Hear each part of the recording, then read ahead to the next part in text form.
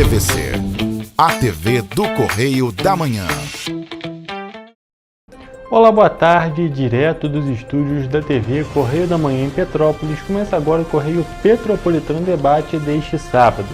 Eu sou o Peterson e começamos agora a edição deste dia 26 de julho.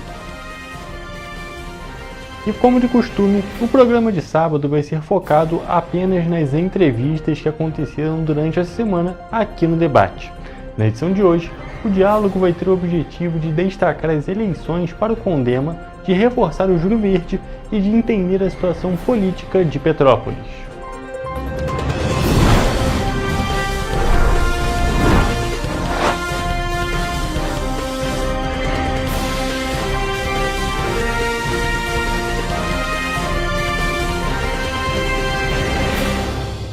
Nós já estamos aqui ao vivo com o Rogério Guimarães, que vai conversar um pouco com a gente sobre questões do meio ambiente, mais especificamente das eleições do Condema. Boa tarde, Rogério, tudo bem? Boa tarde, Peterson. É um prazer grande estar contigo aqui. Um prazer te receber aqui também. Antes da gente ir realmente para o nosso assunto, falar do meio ambiente, vou pedir para você se apresentar para o nosso público. Bom, eu sou Rogério Guimarães, eu sou advogado e eu atuo na questão ambiental de Petrópolis há mais de 35 anos. Perfeito, Rogério. Então a gente veio hoje conversar mais especificamente sobre a questão das eleições do Condema, mas para o nosso público entender bem, vou te pedir para explicar o que é o Condema. O Condema é o Conselho Municipal de Meio Ambiente de Petrópolis. É fundamental que a gente participe, que a sociedade civil participe do Condema, porque ali nós levamos uma outra visão que não a do poder público.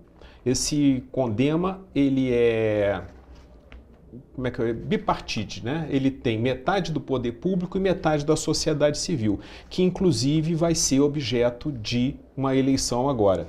Então, algumas entidades levam sua visão, associação de moradores, a própria OAB, que eu faço parte, eu sou presidente da Comissão de Meio Ambiente da OAB Petrópolis e São José do Vale do Rio Preto, nós também participamos, algumas universidades locais também participam, conselhos de engenheiros, de arquitetos, urbanistas, várias entidades participam, levando uma outra visão para o poder público.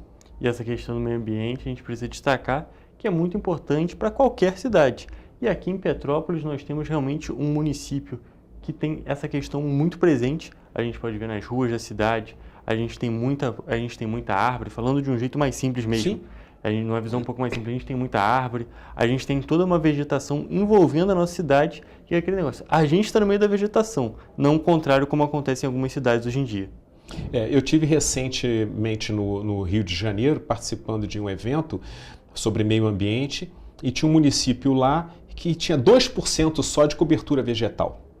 2%, 98% dele era urbanizado e o secretário de meio ambiente estava ali realmente passando muito aperto. Petrópolis não, você falou muito bem. Petrópolis a natureza abraça, né? A natureza é muito presente. Mas você não pense que está fácil não, porque nós temos já hoje bolsões de calor e nós estamos enfrentando alguns problemas de falta de cobertura vegetal nas calçadas de Petrópolis, especialmente para os distritos de Secretário e de Itaipava, acredite se quiser. Lá o clima é um pouco mais quente e está faltando cobertura vegetal, especialmente nas vias. E é importante destacar, né, que justamente uma coisa gera outra. A falta da vegetação gera o aumento da temperatura em certas localidades, não é mesmo? É verdade.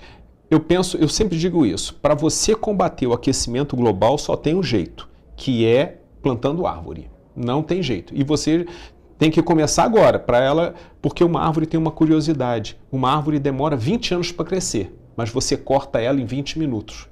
E é muito fácil você cortar uma árvore. Agora, plantar e fazer ela crescer é a grande dificuldade. Mas, Hugo, a questão ambiental ela não se prende só às árvores, não. Nós temos também o problema do saneamento básico, que é um problema a ser enfrentado em Petrópolis, o fornecimento de água, nós temos também poluição sonora, nós temos poluição visual. Poluição visual em Petrópolis, esses fios abandonados nos postes. Entendeu? Isso é uma questão a ser enfrentada. Então, a poluição do ar, a poluição sonora, a poluição das águas, e tudo isso o Condema debate ali, sempre de um nível muito elevado. Lá nós não trabalhamos com achismos, a gente trabalha realmente embasado. Por isso que a gente pede que na documentação a ser apresentada para as entidades que queiram participar do CONDEMA, que elas tenham no mínimo 2 anos de constituição e que tenham atividades ligadas ao meio ambiente. Perfeito, realmente é um trabalho muito importante, como você mesmo acabou de destacar, que apesar de, quando você fala de meio ambiente, você pensa no simples, como eu já tinha dito, você pensa na árvore, você pensa num gramadinho, mas não é isso. O meio ambiente envolve toda uma esfera, envolve toda a cidade. A parte que é urbanizada está envolvendo o meio ambiente de uma maneira muitas das vezes negativa, a gente tem que destacar isso. Então, a gente tem que entender que, apesar da gente ter essa pequena impressão que o meio ambiente só envolve as coisas um pouco mais naturais, algumas coisas que você pensa mais específicas, mas na realidade não se limita a isso. É uma questão muito, muito maior do que isso e que afeta não só o meio ambiente, mas o meio ambiente afeta o transporte, o meio ambiente afeta a circulação de pessoas, o meio ambiente afeta, a gente tem que destacar as questões geológicas da nossa cidade. Né? A gente tem uma cidade muito vulnerável geologicamente, geohidrologicamente, e o meio ambiente está diretamente ligado a isso. Na verdade, as questões geohidrológicas são parte das questões ambientais. Você falou muito bem. Na verdade, o meio ambiente ele capilariza, né? Você falou aí do problema da mobilidade urbana. Petrópolis tem um problema das montanhas, tem um problema da ocupação dos morros, que diminuiu bem. Então a gente está conseguindo superar tudo isso. O problema das perdas de vidas humanas, nós perdemos quase 1.000 pessoas em 10 anos. Isso é um absurdo, se você parar para pensar. A impermeabilização do solo, que aumenta o nível dos rios. Então, são vários problemas a serem enfrentados. E tem um detalhe, esses problemas têm que ser realmente enfrentados porque a mudança climática ela não tem mais volta. Entendeu? As chuvas vão continuar torrenciais, o calor vai continuar elevado, isso impacta na vida animal também, que é outro problema que a gente enfrenta aqui, ou aumenta demais uma determinada população, ou você suprime essa população animal. A poluição das águas, você hoje, por exemplo, nós temos aqui o rio Piabanha. Piabanha é o nome de um peixe, que está extinto na nossa região. E você vê como é que ele era abundante, porque ele dava nome ao rio. Então hoje a gente não pode falar em reintrodução de espécie, pelo menos desse peixe, porque o rio é poluído. Isso é um problema a ser enfrentado. São várias questões que vão gerando um desequilíbrio, e esse desequilíbrio, como você mesmo disse, ou gera um aumento do nível de uma espécie, ou gera extinção de outra, e são várias questões que um pontinho aqui vai atrapalhando o outro, vai virando uma bola de neve e só vai piorando a situação que já está complicada, como você mesmo disse. Agora a gente está num ponto que a gente tem que combater, porque reverter já foi, né? O que eu prego? Eu prego desenvolvimento sustentável. Não tem como você parar de existir, eu não tenho como parar de existir, não tem como nós não usarmos sabonete, não tem como nós não usarmos detergente para lavar a louça. Então nós temos que minimizar a nossa existência, o mínimo impacto. Nós temos que realmente reciclar, reaproveitar, diminuir o uso de algumas coisas. Eu fico olhando no mercado, a pessoa compra um chuchu, bota esse chuchu num saco plástico e esse saco plástico vai numa bolsinha plástica. Não faz o menor sentido. Nós temos que usar bolsas retornáveis, nós temos que ser ambientalistas mesmo. E eu sempre digo o seguinte, se você parar para perguntar às pessoas quem é ambientalista, todo mundo se identifica como ambientalista. Eu digo que isso é igual a ser legal. Mas você é mesmo legal? Você é realmente um ambientalista? Você faz a coisa certa? Você encaminha as embalagens dos produtos que você usa para reciclagem? Você tem uma preocupação com a sua minimizar o seu impacto no dia a dia? E são questões que as pessoas têm que hoje, por uma emergência climática que a gente está passando, elas têm que avaliar e implementar principalmente. E é algo que precisa realmente de uma atuação completa da população. A população é a principal envolvida nessa situação e precisa contribuir com os diferentes pontos com essa minimização dos impactos. Mas agora a gente já falou bastante desse tema no tópico um pouco mais geral, falando do meio ambiente, mas agora partindo justamente para o nosso tópico da entrevista, que é sobre as eleições do CONDEMA. Já sabemos que é o Conselho Municipal aqui de Meio Ambiente de Petrópolis, e vai ter a eleição daqui a pouco, não é mesmo? Sim. As eleições vão acontecer dia 7 de agosto e as entidades que tiverem interesse em participar podem levar a sua documentação até a Casa dos Conselhos, fica na Avenida Keller, ali onde é a própria prefeitura, entregar ou de maneira física ou de modo virtual. Você tem que ter mais de 2 anos de constituição, uma entidade devidamente regularizada e registrada em cartório, e a ata da última eleição, para que a gente possa saber quem são os diretores. E ter também uma afinidade com o meio ambiente. Então, mas de qualquer sorte, mesmo que você não se encaixe nisso, e como você bem falou, o meio ambiente ele capilariza, ele está em todas. As outras entidades podem assistir às reuniões, elas podem se inteirar disso, podem levar alguma demanda, mas não é o caso para já.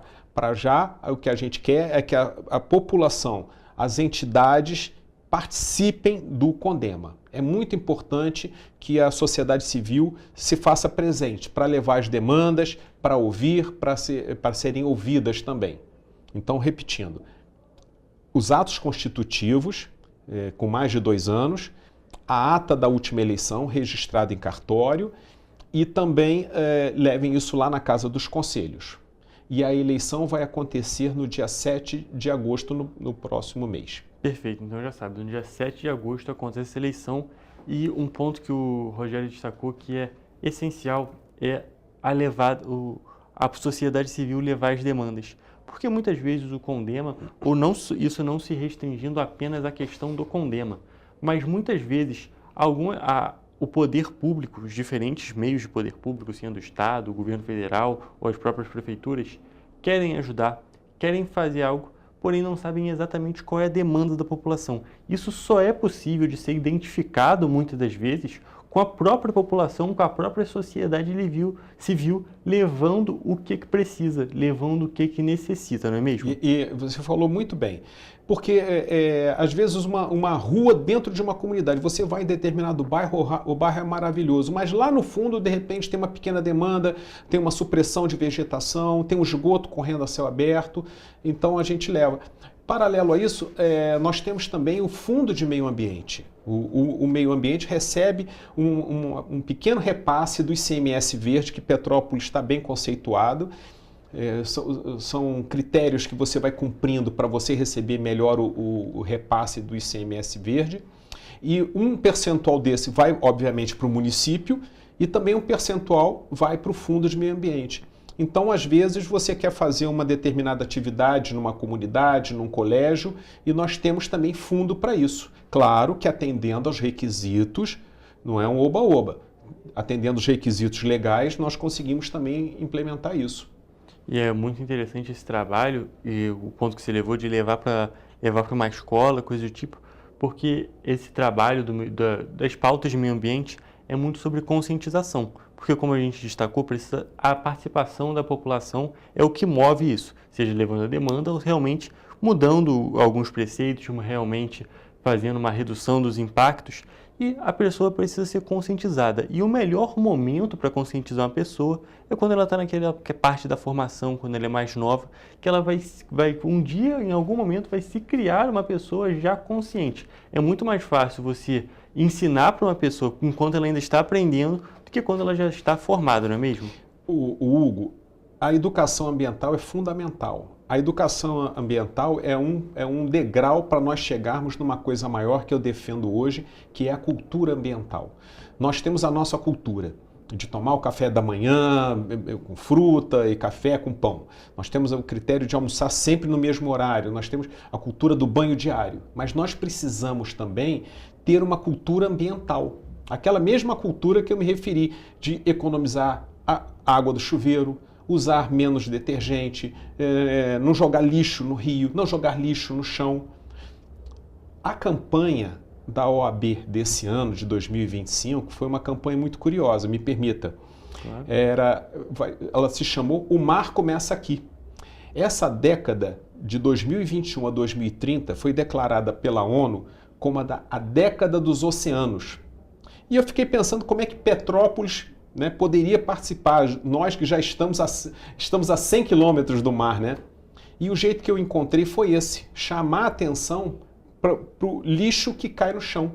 Esse lixo que cai no chão, quando chove, ele vai para dentro do bueiro, ele cai dentro do rio, em 3 meses ele está no oceano. Então o oceano começa na rua da sua casa, ele começa no centro da sua cidade. E a nossa campanha foi exatamente nesse sentido, de alertar as pessoas para isso, e a campanha se chamou O Mar Começa Aqui. Você vai ver aqui no Centro Histórico de Petrópolis, em algumas pontes, em alguns bueiros, pintado, né? O mar começa aqui, exatamente nesse sentido. Perfeito, é uma campanha bem interessante, e é uma situação que acontece muitas vezes também. Às vezes a gente não pensa, algo que acontece tão normal, a gente não estou dizendo que é certo de maneira alguma, mas você vê um pouco de lixo no chão, acontece, a gente vê, é algo que a sociedade ainda está combatendo. É um problema que a gente já identificou há bastante tempo e que ainda está sendo combatido. Mas às vezes você vê o lixo no chão e você fala, é um lixinho, é um papelzinho. Mas você não pensa que conforme vai passando o tempo, e é um lixinho aqui, um lixinho ali, e é um pouco de lixinho aqui, um pouco ali, que vai se tornando uma pilha de lixo grande, e vai indo para o mar, e os problemas só vão aumentando. A gente tem que combater a questão aqui, que vai chegar no mar, vai se tornar um problema grande, vai se tornar uma onda de problemas, vamos dizer assim, né, fazendo um trocadilho com a questão do mar, vai se tornar uma onda de problemas e que pode ser amenizado com uma pequena ação.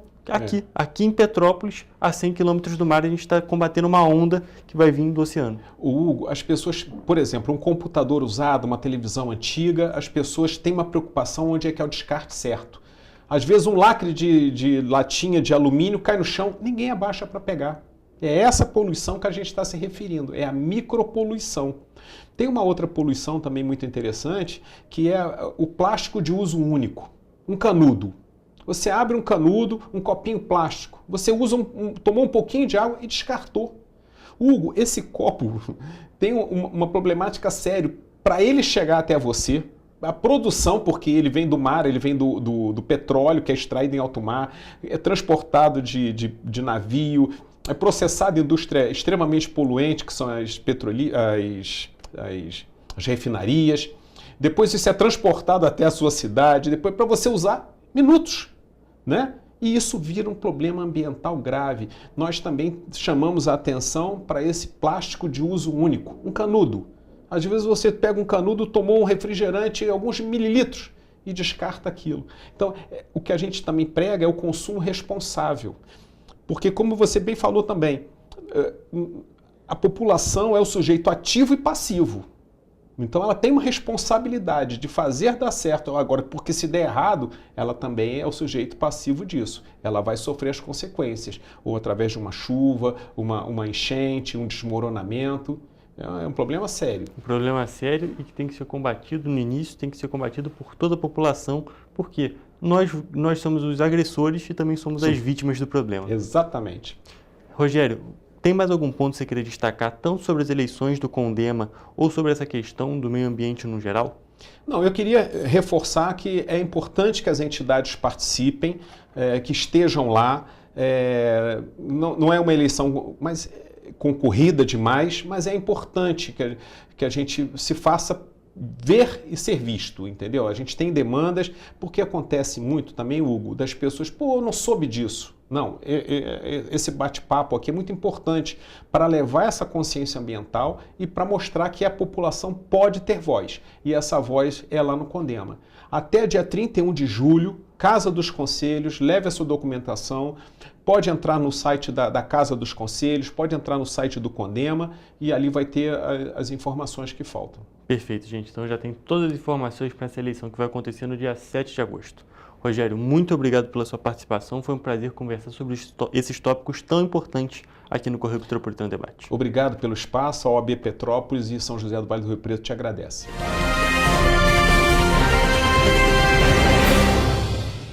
Petrópolis, uma cidade histórica que agora tem um novo ponto de conexão. O Correio Petropolitano se renovou e leva o que de mais importante acontece na cidade, de maneira mais ágil e acessível. Acesse as notícias de Petrópolis de maneira rápida e prática, onde quer que você esteja. Fique por dentro dos acontecimentos da cidade, da política, da cultura e muito mais. Correio Petropolitano. A informação de qualidade a um clique de distância. Acesse www.correiopetropolitano.com.br.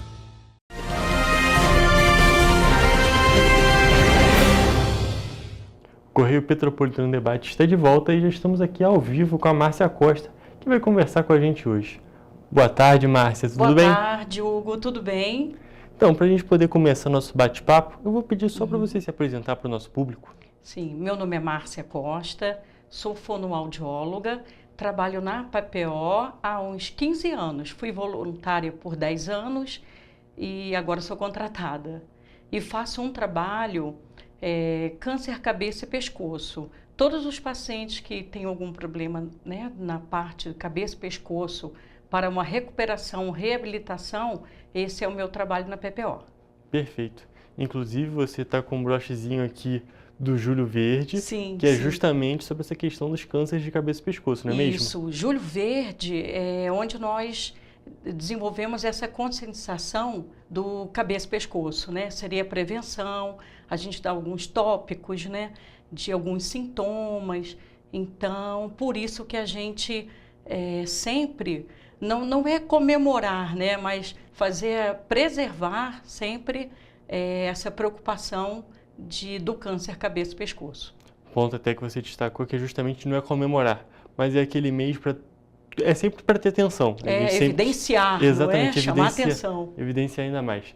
A gente já está também... É interessante até acompanhar que se a gente for ver, o ano é um arco-íris. Porque tem Sim. várias campanhas que são realizadas. A gente está falando hoje do Júlio Verde. Sim. Também já citei hoje do Júlio Amarelo, que é falando sobre a questão das hepatites. Sim. Então, são os diversos tópicos que a gente tem que ficar de olho.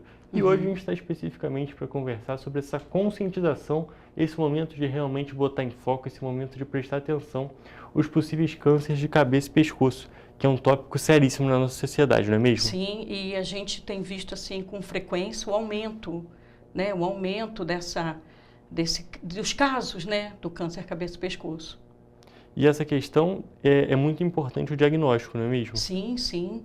É por isso que às vezes a gente até assim dá alguns tópicos, né, de alguns sintomas, tá? Por exemplo, umas aftas que não curam em 20 dias, elas não curam, não cicatrizam. Homens, principalmente, que começam com uma rouquidão, também acima de 15, 20 dias, procurar sempre o otorrino, né, para a gente dar uma olhadinha o que está acontecendo. Mulheres, elas costumam ficar mais roucas, tá? Agora, é até normal, a mulher fala muito, né, grita, então o homem não, e a voz do homem é mais grossa, né, o tom é mais grave, então é muito difícil. As pregas vocais são diferentes do homem e da mulher. Então, quando um homem começa com uma rouquidão, principalmente os homens que fazem o uso, né, do cigarro, da bebida alcoólica, então isso pode aumentar a chance de desenvolver um câncer. Entendi. E é interessante até a gente destacar esses sintomas, porque são muitas vezes sintomas que podem ser confundidos Sim. com situações bobas. A pessoa pode achar que está com uma pequena gripe, está resfriada, e na verdade é um problema, realmente uma doença seríssima. Mais grave. Que a pessoa realmente precisa muito ser diagnosticada. Sim. Que um ponto até que a gente já conversou com a Cléo, nós já conversamos com diversos médicos aqui nesse programa, e não especificamente sobre os cânceres, um ponto muito importante para praticamente qualquer doença é o diagnóstico. Sim. O diagnóstico é essencial para começar o tratamento e quanto mais cedo melhor, não é mesmo? Quanto mais cedo melhor. Então a gente sempre recomenda procurar o dentista, o otorrino, o clínico geral, tá, para fazer uma avaliação, para ver se realmente é um caso ou não, porque às vezes não é. O que a gente escuta muito, Hugo, é assim, eu não vou não porque eu tenho medo, porque se for um câncer, entende? Então você vai protelando o atendimento, o tratamento, e quanto mais cedo é curável. Então procurar o tempo antes, né? Porque senão vai desenvolver e piora mais a situação. A população tem que entender muitas vezes que tem esse medo do diagnóstico, que é compreensível também, Sim, a gente não vai sim. julgar de maneira alguma, é realmente são doenças gravíssimas e que existe esse medo, mas que se a pessoa tiver com a doença, é muito importante que ela entenda que ela já tem. Então, Sim. o diagnóstico só vai ser benéfico para ela. Claro, vai ter uma preocupação um pouco maior, mas também é algo muito benéfico para ela saber. Não, eu tenho isso daqui, então eu tenho que ver quais vão ser os meus próximos passos. Qual médico que eu vou procurar, que tipo de tratamento que eu posso fazer. Tudo só é possível se a pessoa realmente fazer o passo a passo, procurar o atendimento médico, fazer os exames para realmente identificar. Porque às vezes não é um câncer, não é? Então só o médico que vai diagnosticar, ele vai dar esse aval para a pessoa. Não é, ou é. Então, como você falou, procurar a tempo. Perfeito. Tá? E é até bem interessante esse ponto, que a pessoa procura, e é claro, a gente torce para sempre ser um alarme falso, se a pessoa está rouca e realmente a pessoa só está com uma gripe um pouco mais forte, que durou mais tempo, e é claro, a gente sempre vai pensar nisso. O diagnóstico só é feito para ter certeza do que é, que é o diagnóstico do sim ou do não. Outras coisas também que a pessoa pode apresentar seria a dificuldade da deglutição. Começa com engasgos, parece que a comida fica parada, tá? Também isso dá uns sintomas. E o câncer no início, ele é indolor. A pessoa não sente dor. Então ela vai sentir quando já está bem mais avançado. Realmente é uma doença que a gente destaca aqui que é uma doença silenciosa, não é mesmo? Silenciosa. Silenciosa, uma doença oculta, o que torna ela muitas vezes tão complicada. Porque a pessoa não sabe que tem e vai avançando, e muitas vezes chega numa situação crítica. Não tenha medo de procurar. Né? Hoje em dia nós temos, né, atendimentos no SUS que faz isso, nós temos dentistas do SUS também.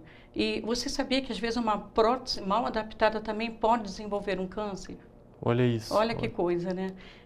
Outra coisa também que a gente também costuma divulgar seria também devido ao HPV, tá? O sexo oral, né, sem uma prevenção, né, sem usar um preventivo, também pode desenvolver um câncer de boca, tá? Língua, né, lábios, bochechas.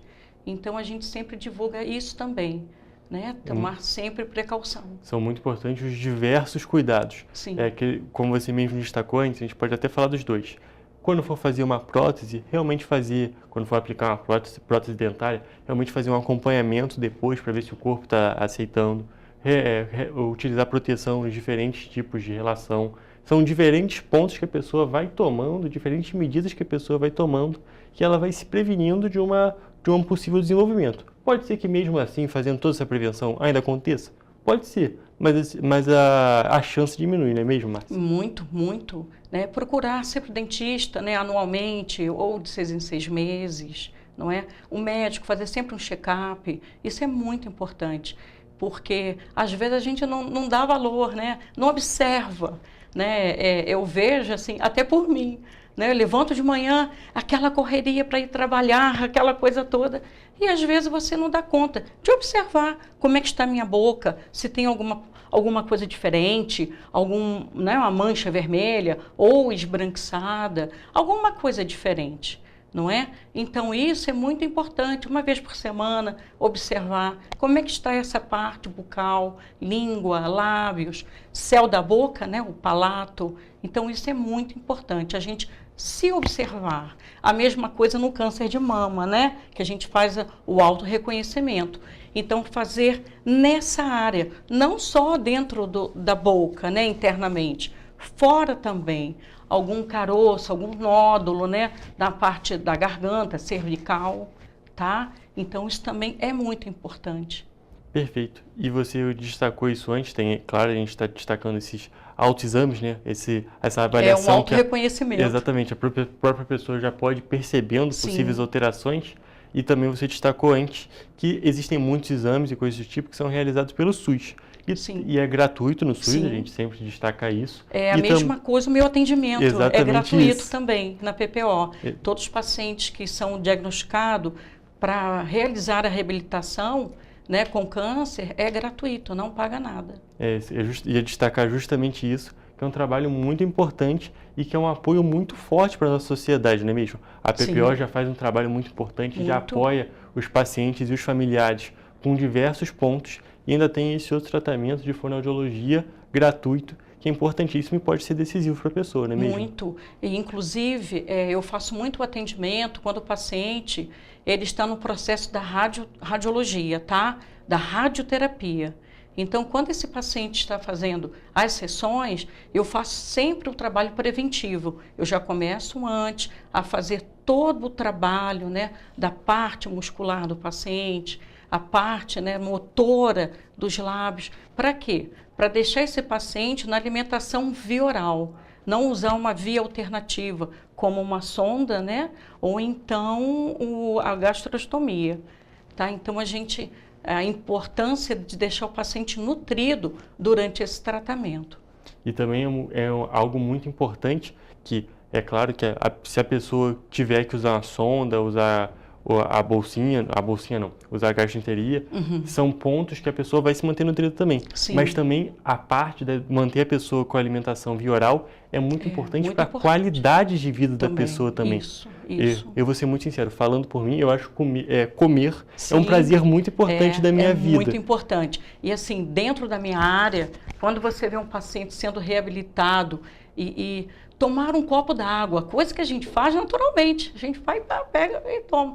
A dificuldade que tem para deglutir um copo de água. Então, quando você trabalha essa reabilitação, às vezes você pega alguns pacientes que faz, né, a glossectomia, faz às vezes a metade da retirada da língua, e você põe esse paciente para se alimentar.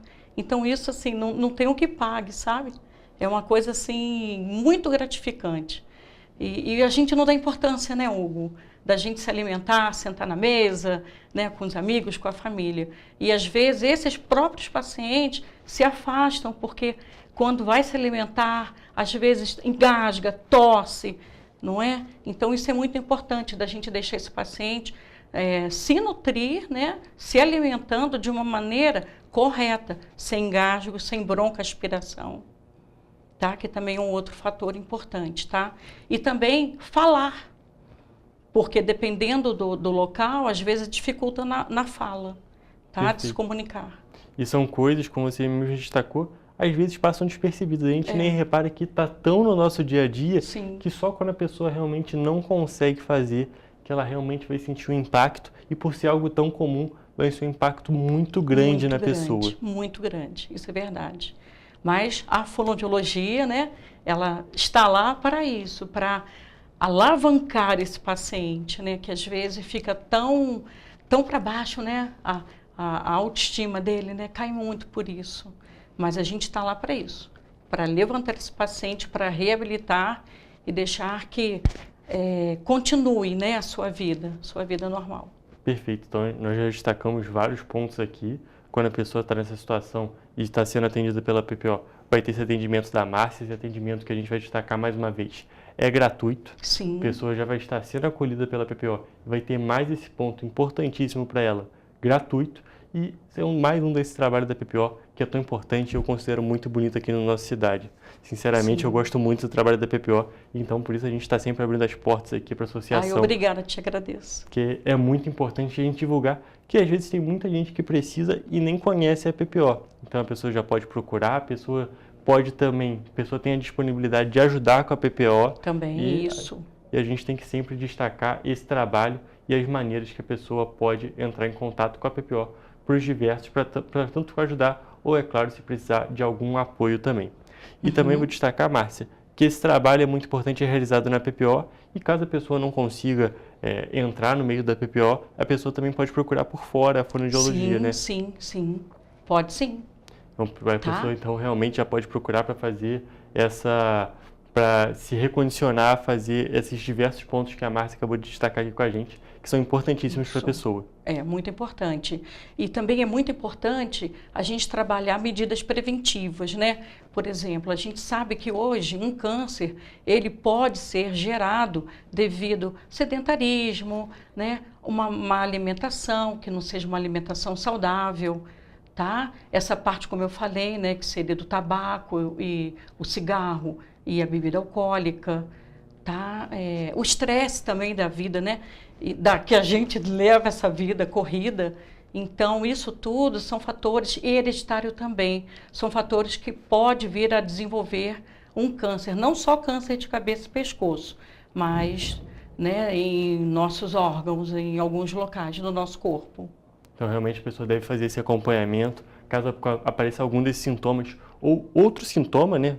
Sim. O nosso corpo não é para a gente sentir nada normalmente, é para a gente se sentir bem. Se está aparecendo alguma coisa, você deve procurar ajuda médica realmente para identificar que pode ser apenas uma bobeirinha ou pode ser algo mais sério. Pode ser algo mais sério. Eu posso dar um exemplo? Claro. Eu tive uma paciente que ela, ao prender o cabelo, na hora que ela fez isso, ela sentiu um nódulozinho, um carocinho no pescoço. E ela achou aquilo muito estranho. Então, o que ela fez? Ela foi ao dentista. Olha, isso parece ser a gente fala íngua, né? Um inchaçozinho do linfonodo e tal. E tomou a medicação, tudo normal. E aquilo não sumiu. Então, ela procurou, né, um médico mais especializado e viu que ela estava com um câncer na amígdala. E, graças a Deus, ela fez o tratamento todo, fez a quimioterapia, fez a radioterapia e hoje ela está curada. Perfeito. Graças a Deus, mas foi a tempo. Então, por isso que é muito importante a gente conhecer o nosso corpo, né? Fazer sempre esse autorreconhecimento. Não só internamente, mas externamente também, como no restante. Perfeito. E é muito importante a pessoa que percebeu alguma alteração, coisa do tipo, fazer igual o seu exemplo. A pessoa realmente procurou, viu uma alteração, logo procurou o dentista e depois procurou um outro médico e realmente conseguiu fazer esse diagnóstico que foi essencial para ela estar curada. Sim. Márcia, eu vou te agradecer muito aqui pelo nosso bate-papo. Se Obrigada, você quiser destacar mais algum ponto, agora é o momento. Eu gostaria muito de agradecer, né, a oportunidade que vocês estão dando, né, para mim. E também pedir às pessoas que conheçam a PPO. Não há necessidade da pessoa estar com câncer para conhecer a PPO. Né? Fica na Rua Visconde da Penha, número 72, né, no centro de Petrópolis. E a gente também recebe muitas doações, tá? Vivemos de doações, tá bom? E quem quiser conhecer, é só aparecer por lá, que será muito bem-vindo. Perfeito, gente. Então, Márcia, muito obrigado por esse bate-papo. Muito importante a gente destacar essa questão do Júlio Verde, que é algo essencial e tem que ter cada vez mais conscientização na nossa população para os diversos tópicos. Obrigada, tá, Hugo? Muito obrigada. Foi um prazer te receber aqui.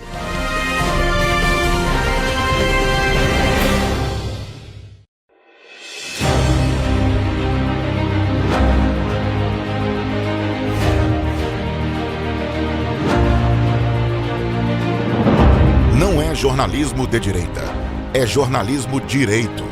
Correio Petropolitano. Tudo que seu jornal não deveria ter deixado de ser. Todos os dias, em uma banca perto de você.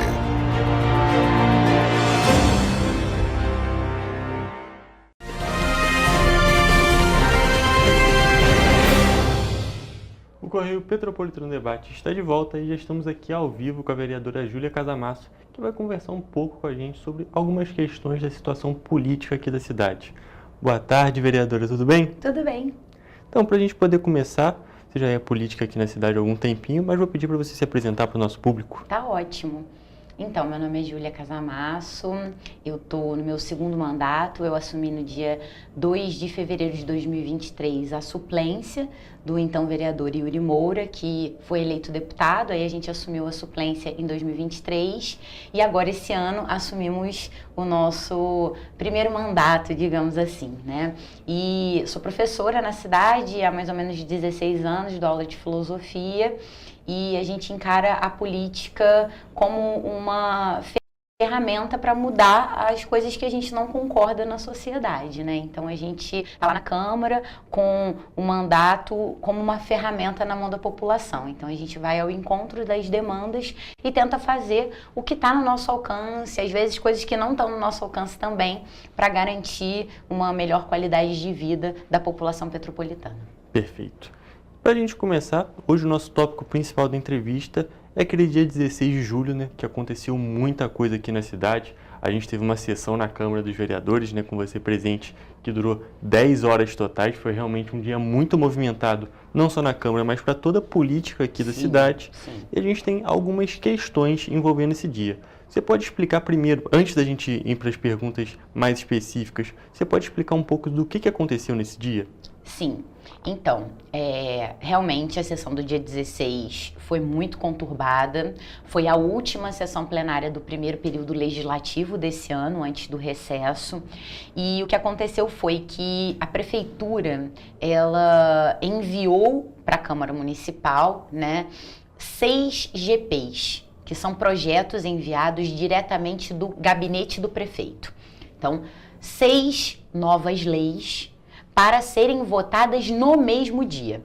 Na verdade, elas foram protocoladas no dia 15 à noite, depois das 8 da noite, se eu não me engano. O texto só chegou no dia seguinte, o texto completo, porque envia para o protocolo tem que escanear, enviar para todos os gabinetes. Então, a gente só ficou ciente, digamos assim, das matérias, dos projetos de lei, no próprio dia 16, pela manhã.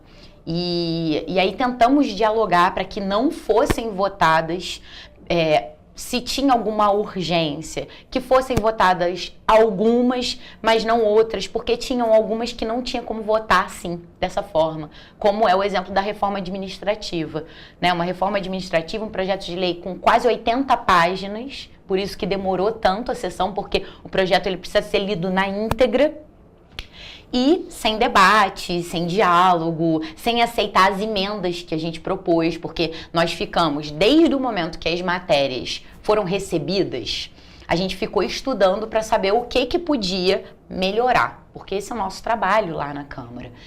Só que nenhuma emenda foi aceita. Não houve nenhum diálogo, o Executivo ele queria que todas as matérias fossem aprovadas, sem emendas, em primeira e segunda discussão, para não ter que voltar, porque quando tem emenda tem que votar a redação final do projeto. Então eles queriam que fosse resolvido o quanto antes, no próprio dia 16, por isso que a gente ficou quase até as 3 da manhã na Câmara tocando a sessão.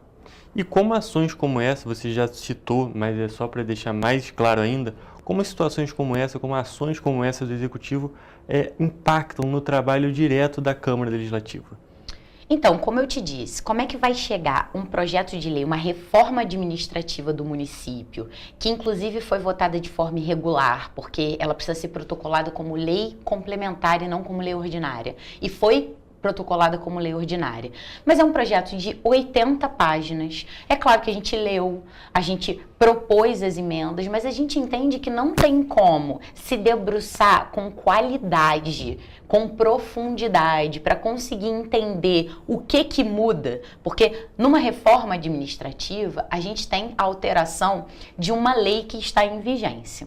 Para a gente entender o que muda, a gente precisa ler toda a lei que está em vigência, ler toda a reforma, comparar ponto a ponto para entender o que está em jogo. E a gente teve, por exemplo, a redução da Secretaria da Mulher praticamente ao CRAM, que é o Centro de Referência em Atendimento à Mulher, que faz atendimento das mulheres em situação de violência doméstica, em situação de violência qualquer que seja. Então, assim, foi uma perda grande para a Secretaria das Mulheres. A gente teve o fim da Secretaria da Pessoa com Deficiência e essa secretaria foi acoplada na Secretaria de Esportes. A gente teve diminuição de cargos na Secretaria de Segurança e Ordem Pública. Então, assim, são muitas questões para a gente entender no mesmo dia e aprovar no mesmo dia. Por isso que a gente votou contra, tanto ao requerimento de inclusão como na reforma administrativa, porque foram muitos detalhes que vão impactar no atendimento da população petropolitana, como que as pessoas com deficiência vão acessar a Secretaria de Esporte se é um lugar que não tem acessibilidade. Como que a gente vai lidar com a Secretaria de Esporte sendo a mesma Secretaria da Pessoa com Deficiência? Como que a gente vai ter um atendimento que seja afirmativo para as mulheres do nosso município se a gente reduz a Secretaria das Mulheres, das Políticas Públicas para as Mulheres, a um único departamento que é o CRAM de combate à violência? Claro que tem que ter um fortalecimento do combate à violência contra a mulher, sem dúvida alguma, mas a gente precisa de ações afirmativas, a gente precisa de políticas públicas, a gente tem as nossas leis que já foram aprovadas na casa, que é, por exemplo, do auxílio aluguel para as vítimas de violência doméstica, das lavanderias comunitárias para desonerar as mulheres do trabalho de cuidado, e a gente fica com uma Secretaria das Mulheres deficitária para tocar essas políticas públicas. Então, são muitos detalhes que precisam ser vistos e estudados com profundidade. Dessa forma, a gente não consegue. É realmente uma situação bem complicada. Eu ia perguntar até mais para frente justamente sobre essa redução da Secretaria da Mulher e da extinção da Secretaria da Pessoa com Deficiência, que são 2 pontos que vão trazer impacto direto para a população, não é mesmo? Exatamente. Impacto direto para a população. É o que eu falei.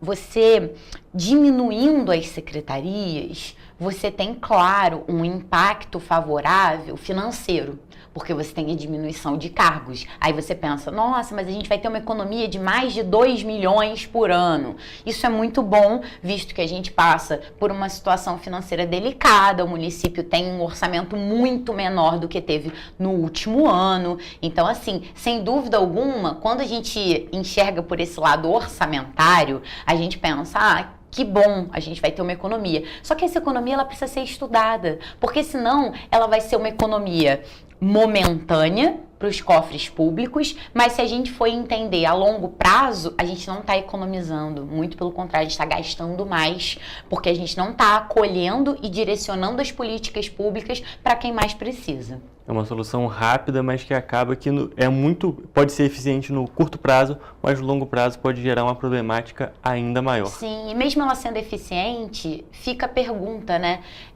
Como que o corte de cargos ele vai impactar no funcionamento das secretarias? Secretarias que são essenciais para o atendimento à população, né? Inclusive, a gente tem que destacar que, pelo menos teoricamente, todas essas GPs, essas situações, são para gerar realmente um impacto mais rápido aqui no município. Também teve a questão do estado de calamidade financeira aqui na cidade. É muita coisa acontecendo ao mesmo momento na cidade. A gente tem que ver realmente, olhar por essa ótica, que é muita coisa acontecendo no mesmo momento da cidade e que, pelo menos teoricamente, são coisas que são para gerar impacto positivo. Pelo menos essa é a teoria dessas ideias, desses projetos de leis.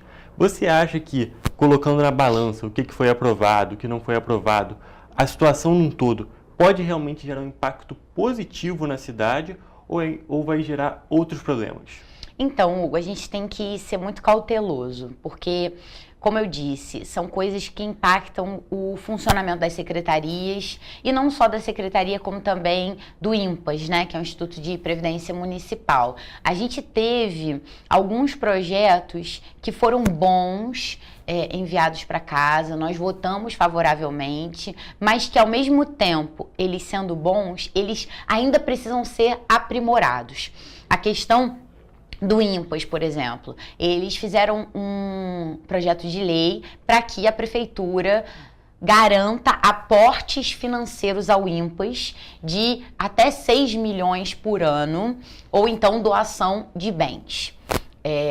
A gente acha positivo, mas a gente entende que faltou um artigo que resguarde a essa lei passar pela Câmara. Por exemplo, a prefeitura vai doar um imóvel para o INPAS para que tenha o aporte financeiro, para que esse imóvel seja vendido e tenha o aporte financeiro. A população precisa saber que imóvel é esse, por quanto que ele vai ser vendido. Então, isso precisa passar pela Câmara Municipal. E esse detalhe, que é um detalhe significativo, ficou faltando. Porque a gente fez essa emenda, e a emenda foi rejeitada. A questão da transparência, exatamente. É claro que a gente tem defendido isso desde que chegou o texto da reforma do INPAS na Câmara Municipal.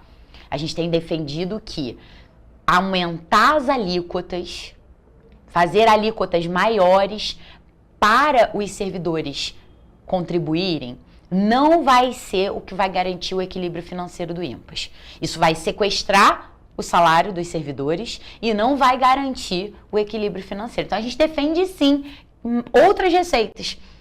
A gente precisa de um INPAS equilibrado financeiramente, então a gente precisa de mais receitas. Então esse projeto vem ao encontro desse discurso, né, de aumento de receitas. Só que a gente precisa, junto do aumento de receitas, ter a transparência, que é o caso do outro projeto também de mudanças no INPAS, que fala de aportes da educação.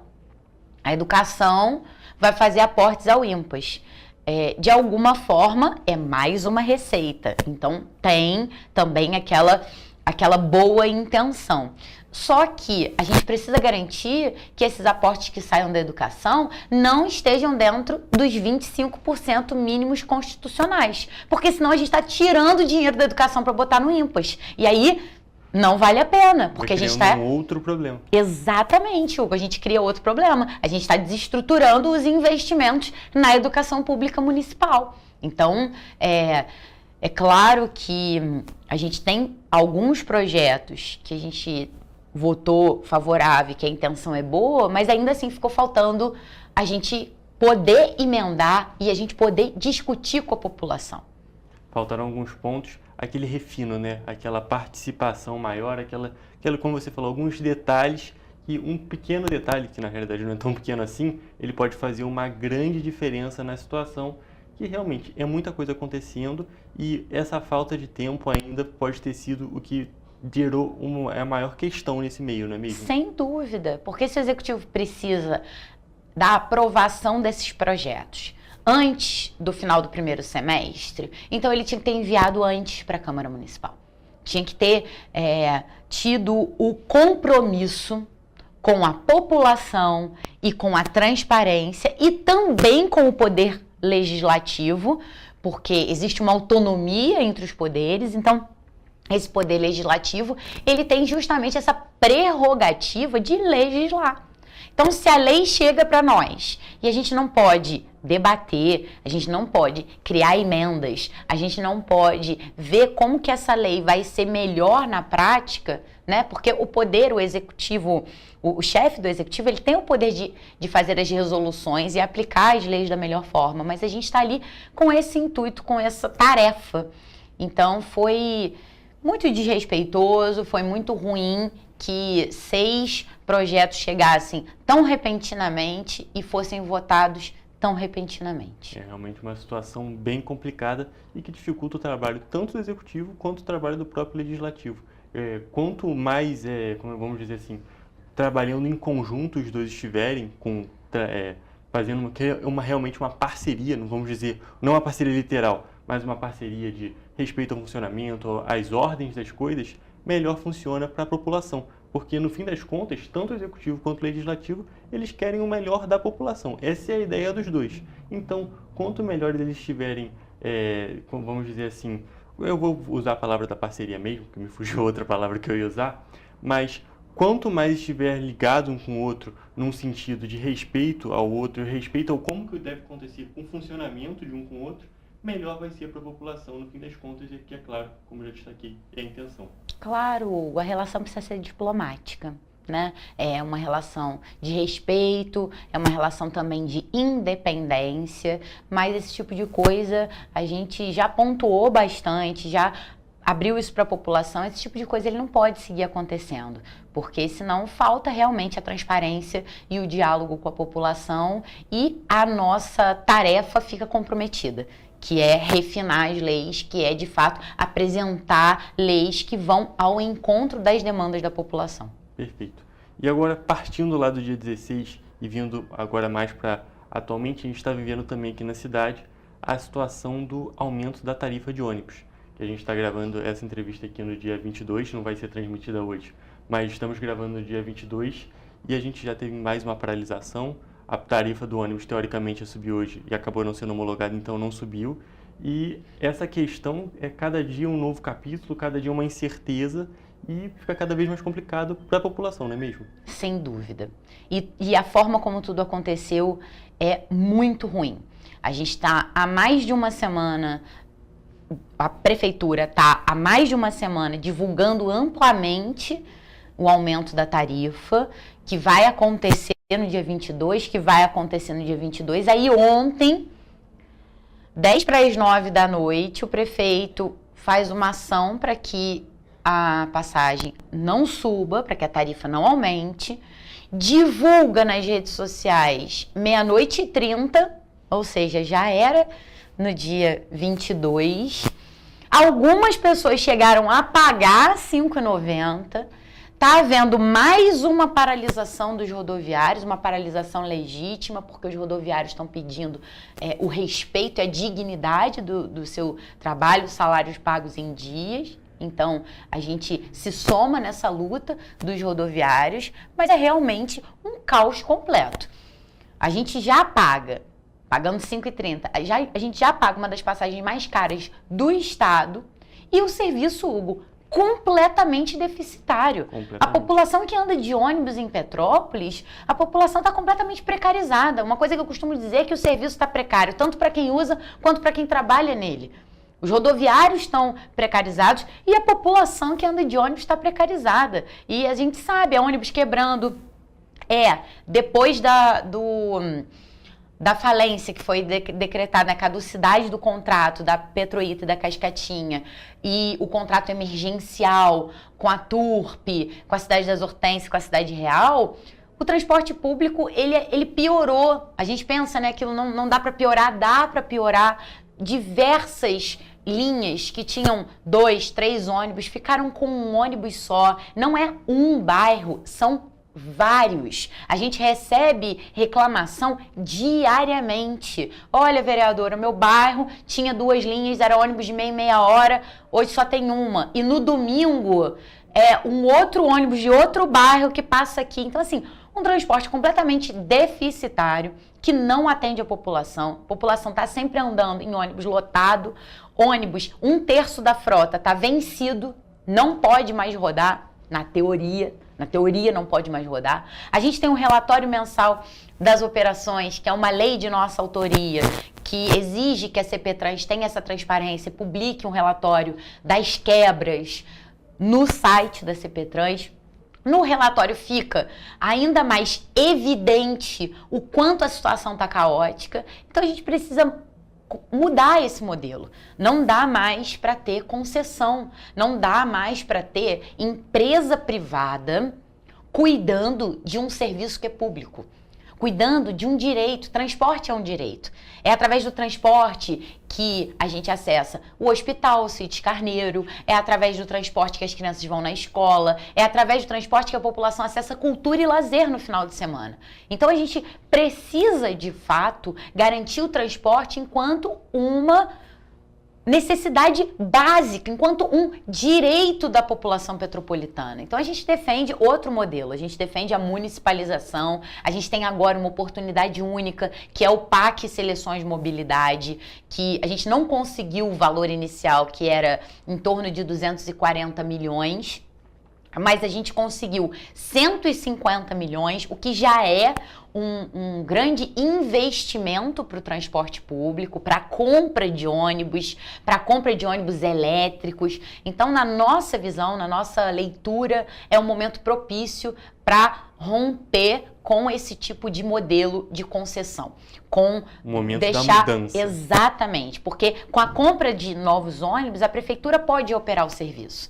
A prefeitura consegue operar o serviço e aí aumenta concurso público, faz concurso para motorista, para auxiliar de motorista, cobradores, bota tarifa zero, a gente vai garantir o acesso à cidade para os petropolitanos e petropolitanas. E fora que, se a gente for debater as empresas estão em quebra de contrato há muito tempo, porque não estão operando com 100% da frota, porque não atendem a população como deveriam, porque essa questão das linhas, ônibus faltando nas linhas. Então, assim, questão, não é um problema, são inúmeros problemas. Não dá pra gente contabilizar. E não estão respeitando o direito dos rodoviários, não estão pagando o salário em dia, não estão cumprindo a lei que é obrigado a ter cobrador. Então, assim, são uma série de... Não precisa escolher um.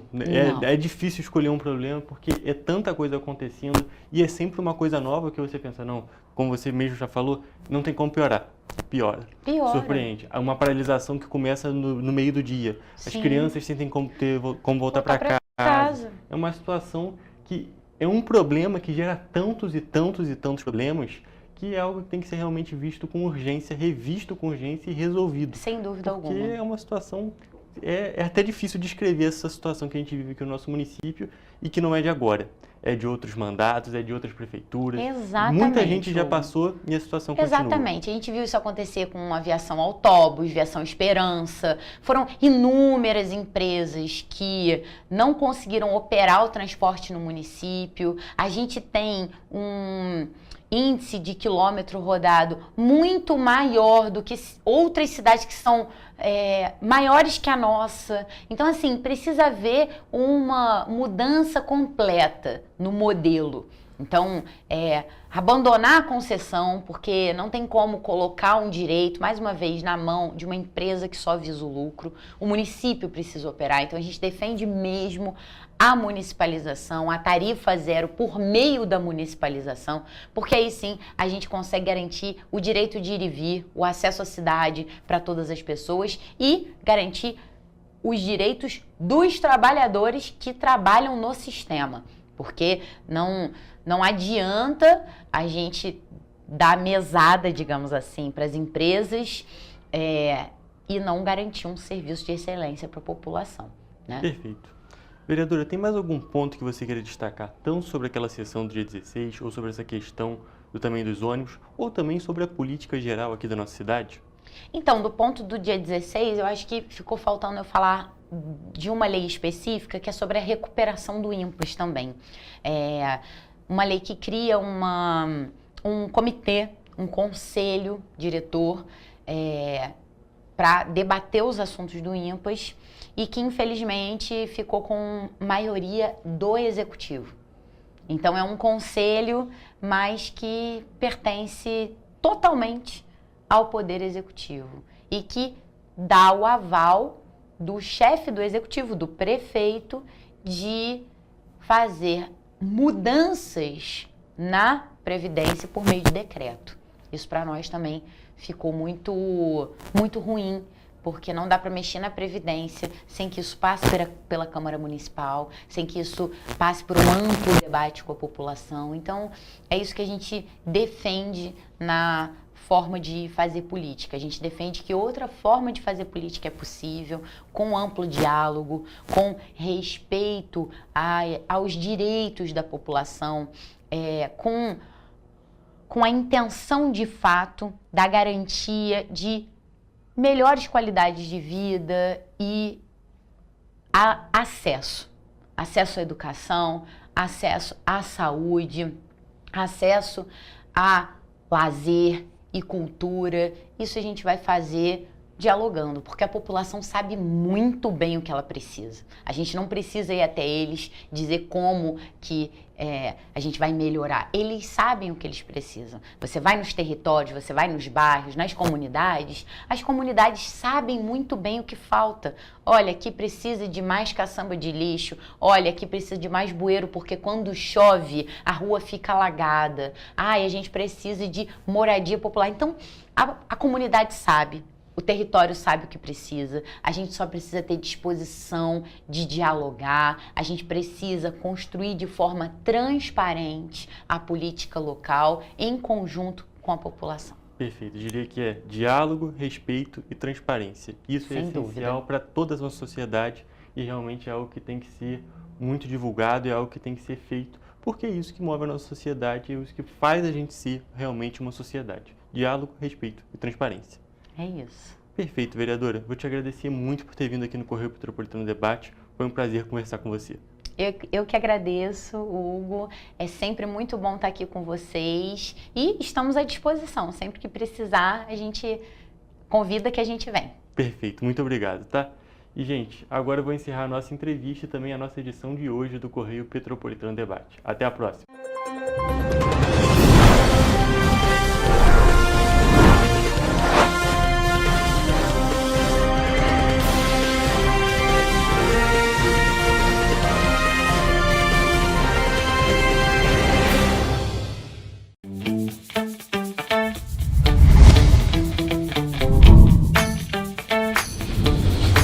TVC, a TV do Correio da Manhã.